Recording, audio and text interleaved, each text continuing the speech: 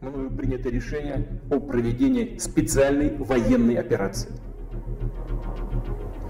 Ее цель – защита людей, которые на протяжении 8 лет подвергаются издевательствам, геноциду со стороны киевского режима.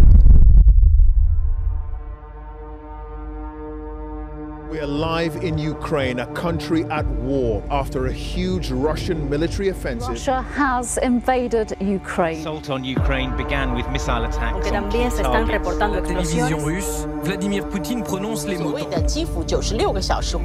Om kampe flere steder i Ukraine, og samtidig så erklærer Rusland dagens angreb for en succes.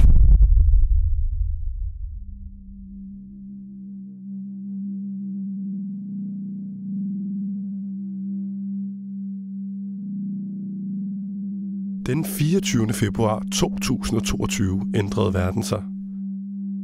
Rusland invaderede Ukraine, og selvom det ikke var Litauen, som blev angrebet, blev en gammel frygt genoplevet hos mange af landets borgere. Inden for et års tid, så skønner man, at Rusland har mulighederne for at angribe en eller flere af de baltiske stater og korridoren.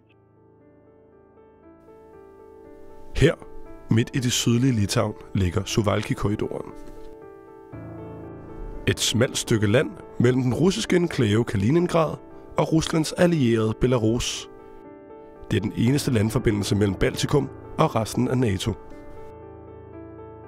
Flere eksperter peger på Suwalki-korridoren som NATO's svageste punkt. Et oplagt sted, hvor mange frygter, at Putin vil slå til først, hvis konflikten breder sig. Men hvordan ser hverdagen ud for dem, der bor med fjenden i baghaven? I byen Kybertai, lige ved grænsen til Kaliningrad, bor mennesker med Rusland som deres nærmeste nabo. De grå betonfacader ligner fortiden. Et vidnesbyrd om dengang byen var en del af Sovjetunionen. Eisim pamatysite, tai jūs dabar per žiūronus irgi galite pamatyti Rusiją, kur tie tos žydė jau už tų beržų yra, tai jau yra Rusija. Esu Vytas Grudzinskas, 63 metų. Juos treniruoju su šituo į dieną padarau visada po 20-30 šūvių. Udover at skyde dagligt med sit luftgevær, bruger Vytas mange timer på førstesalen. Her forbereder han sig på det værst tænkelige. Det, han håber aldrig bliver virkelighed for ham selv. Selvom han ikke mærker krigen på egen krop, ønsker han at hjælpe, hvor han kan. Šičia, kaip aš minėjau, kad čia fronto linija, čia yra Ukrainos yra maskuojantis tinklai. Mes atsakingi už tai, kad ukrainiečiai irgi būtų frontai, turėtų valgyti, turėtų šiltas kojines pagaliau. Nepakeitė, aš turėjau savo nuomonę ir žinau jų žiaurumus. Matote, kaip išprotėjęs žvėris ir jis yra sužeistas, jo veiksmai neprognozuojami. Nes jeigu jūs vilką sužeisit, taigi nieks nežino, į kurią pusę jisai bėgs. Nes jisai visur norės įkast. Tai realybė tokia, kad jisai dabar visiems nori įkasti.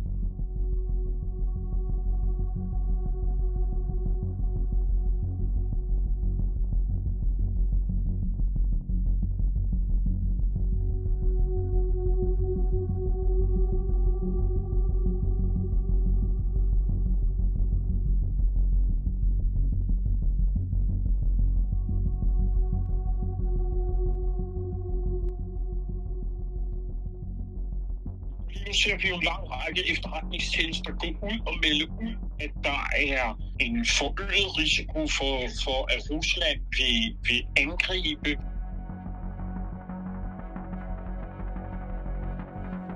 Russia could be ready to use military force against NATO within 5 years.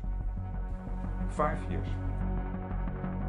Og de vil i første omgang selvfølgelig gå efter de svageste dele af NATO, og det er jo lige nu de 3 baltiske stater, som hvis der opstår krise eller krig, så skal NATO forstærke Estland, Letland, Litauen enten ind via Slovakia-korridoren, eller også så skal man sejle styrker ind via Østersøen. Begge dele anser man for at være problematiske og kunne medføre nogle meget hårde kampe. At bo med Rusland i baghaven har fået Vytas til at reagere. Derfor meldte han sig ind i en frivillig militærorganisation, hvor helt almindelige borgere træner til krig, hvis den en dag kommer. Vi vagonų tikrintojų, taip pat dalyvauju šauliškų veikloje, tai Suvalkijos 4. rinktinė, 403 kopoje. Lithuanian Rifleman Union er en militærorganisation for frivillige civile borgere. I am Egidijus Papečkys. I am commander of 4th Regional Command of Lithuanian Rifleman Union. We are a small country. We are not able to have a big, huge army, so people would like to join Rifleman Union to protect our country. So this is a legal way to involve society into state defense. We provide military training. This is our area of responsibility. Here we have Kaliningrad district, and here we have Belarus. So we are at the door to the Suwalki Gap. We have our task. We have training. We feel confident. But the rest of people, they are serious worry about Russia, about aggression. In case of war, we will stand with our rifles to protect our country. Su karo eiga, kur tu reikalingas būsi, tu žinosi savo vietą ir tu žinosi savo pajėgumą, žinosi galimybės, žinosi, ką gali padėti žmonėm ir kitiem žmonėm pasakyti, ką tu moki ir ko jie turi daryti, ką jie neturi daryti. Tai ne prisijungimas, tai širdies šauksmas, tai reikia, kaip sakant, apsispręsti, kaip tėvynei reikia tavęs, tai kas jei ne tu? Lidt uden for byen ligger en bakke. Tidligere blev bakken brugt som militær udkigspost mod Rusland. Nu er den blevet symbol for Vytas. Et sted han tager hen, for at minde sig selv om, hvad der er på spil. Visi taip galvoja, bet mes vietiniai galvojam, kad čia kaip tik pati saugiausia vieta, nes visi šitą susikoncentravę į šitą vietą.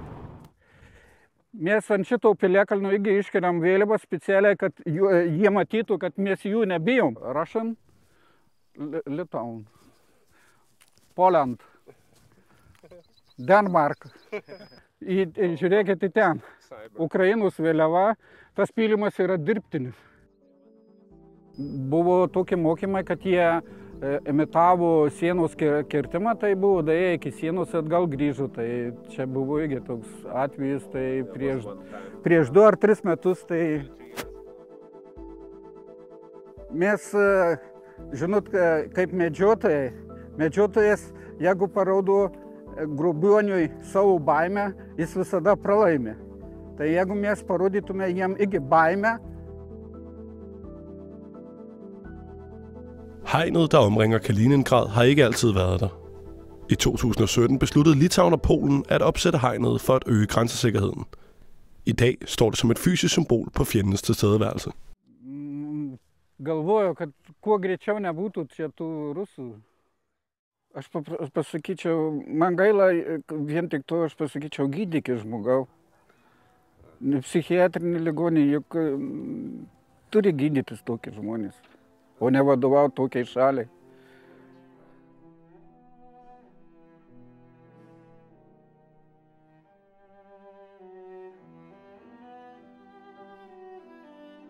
Jie bendrai tai tikrai, kai kiekvienoj pasakų visada nugali gėris. Ir žinau vieną, kad tikrai gėris nugalės ir tikrai planeta bus visai kitokia negu dabar. Ir jėgų įsidėstymas taip pat.